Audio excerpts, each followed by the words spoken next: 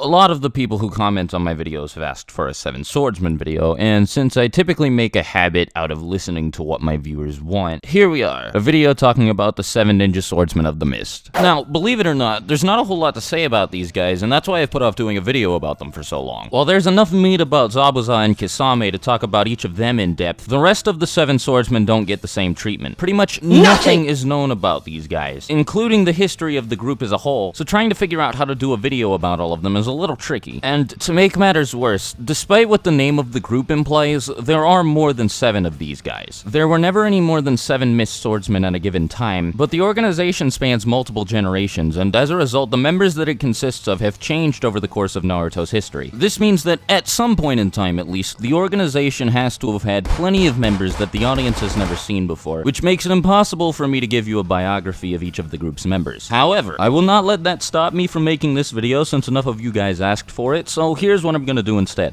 Let me just break down everything I know about the group as a whole for you. So, first of all, one fun fact about the 7 Ninja Swordsmen of the Mist that doesn't really contribute to them in any way is the fact that most of them have a surname related in some way, shape, or form to a kind of produce. For example, Kushimaru Kurirare's last name means chestnut hail in Japanese, and Jinpachi Munashi's last name roughly translates to empty Asian pear tree in Japanese, so yeah, I think you get the idea. It's sort of similar to the whole vegetable name thing that Saiyans have going on in Dragon Ball. Anyway, I'm sure pretty much none of you care about that, so let me talk about what it meant to be a member of the 7 Ninja Swordsmen of the Mist. The organization didn't seem to serve any particular purpose, but I do know that the group was always made up of the Hidden Mist Village's 7 greatest swordsmen at any given time. As I mentioned earlier, it spanned multiple generations, so it's lasted quite a while, and this is likely due, at least partially, to the fact that the swords used by each of its members were passed down to whoever took their owner's place in the future. In other words, the swords used by the 7 Ninja Swordsmen of the Mist always remained the same, no matter who made up the group at the time they were being used. I assume that this led to many aspiring Hidden Mist Swordsmen aiming to become one of the 7 Ninja Swordsmen of the Mist, not only because they would be given an honorable title, although that was most certainly part of it, but also because they would receive one of the 7 legendary blades if they succeeded. These swords are honestly serious business, and are quite possibly more legendary than the people who wielded them in the first place, which is without a doubt one of the reasons why the 7 Ninja Swordsmen of the Mist were so feared. Luckily for me, each of these 7 swords were given unique names, so I'll be able to easily list them off for you, and give you a summary of what each of the swords were capable of. Kubikiri Bocho, or Executioner's Blade, is a massive steel buster sword made in the shape of a butcher's knife with a semicircle near the top meant to be used for decapitating targets. The blade's most notable feature was its ability to repair any damage it had sustained by using the iron it had absorbed from the blood of those it had cut down. Samehada, or Shark Skin, is said to be the most powerful and most terrifying of the 7 great swords, and has the appearance of a massive club covered in the scales of a shark. Samehada's makeup means that, as opposed to other bladed weapons, it does not cut through the targets it strikes. Instead, the scales that line the blade shred whatever they come into contact with, but this isn't why the blade was famed to be so powerful. Samehada is, for some fucking reason, sentient, and it also has the ability to absorb chakra. An owner of Samehada can temporarily merge with the sword and add the absorbed chakra to their own, which greatly increases their power for a short length of time. Kiba, or Fangs, is a pair of twin swords that are fused with lightning release chakra in order to increase their cutting power. This reinforcement has led many people to claim that these are the sharpest swords in existence, though the claim hasn't really been backed up by anything. What's more fascinating than the swords themselves is the fact that they actually debuted in an anime-only filler episode, but were later adapted into the manga along with the person who first used them. I just thought that was really cool, because that sort of thing doesn't tend to happen a lot. Kabutowari, or the Helmet Splitter, is... well, it's not a sword, really. It's like an axe and a hammer combined together. But for some reason, the characters still call it a sword.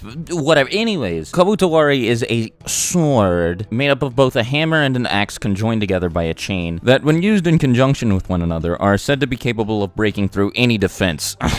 Nuibari, or Sewing Needle, is a long sword shaped like a needle with a really long wire attached to the end of it. The purpose of the sword is to pierce through a series of targets before sewing those targets together, and it can even be used, if in the hands of someone skilled enough anyway, in a combination of different subsequent angles in order to create entire knots of corpses. It's really cool, and it's probably the most creative of the 7 mist swords. Hiramekare is a two-handed sword capable of absorbing and storing its owner's chakra, which it can use to transform into a variety of different shapes. It has been shown with a hammer form, a longsword form, and a twin sword form, though it is possible that it might be able to transform into more than just these. Last but certainly not least is Shibuki, or Splash, which is a sword covered entirely in paper bombs on one side. This is by far the dumbest of the 7 swords, but it's still really cool. It has a certain charm to it, but it's just so ridiculous that, whatever, you get the point. As of now, the 7 ninja swordsmen have disbanded, so we're not going to see any more of them in action. And all 7 of them have only fought in conjunction with one another on 2 separate occasions. Once against the Hidden Leaf before many of them were killed by Might Dai after he unleashed the 8th gate, and once during the 4th Shinobi World War when they were reanimated by Kabuto. Sadly, this is likely all we're going to see of these guys in combat, and likely all we're going to see of these guys in general, since Kishimoto didn't do a whole lot to flesh out the character of each of its members. But oh well. Like I said before, there's not a whole lot to say about anybody who isn't Zabuza or Kasame, and I'll be sure to break those 2 down in a future series I plan on doing where I dissect characters from various anime, but that's for another day. Hopefully you guys enjoyed the video. You know the drill by now. If you're new here, make sure to leave a like or subscribe, and leave any video ideas you have for me in the comments below, and if I like them enough, I'll make sure to get to them in the future. Talk to you later, everybody. Swagkage out.